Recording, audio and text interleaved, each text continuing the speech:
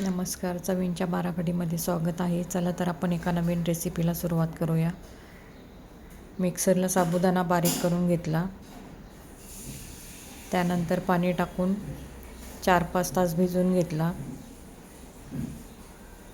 किसणी व तो किसून घेतल्यानंतर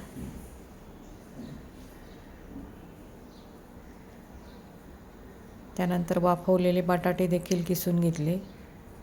बटाटे आणि साबुदाणा पीठ ते सर्व मिक्स करून घेतले चांगले. त्यात क्रश केलेली लाल मिरची पावडर टाकली,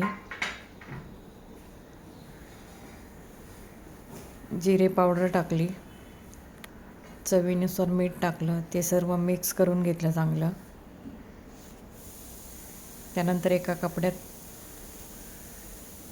ते सर्व मिश्रण ठेवून 15 मिनिटासाठी वाफवून घेतलं.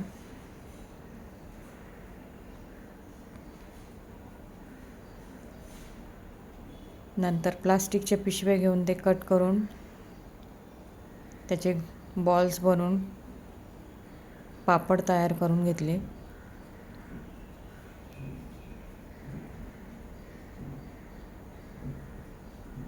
पापड सुकल्यानंतर छान फ्राय करून घेतले.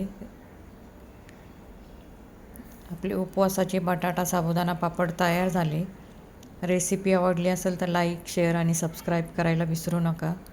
चला तर भेटूया आपण एका नवीन रेसिपीसह. रेसिपी बघितल्याबद्दल धन्यवाद.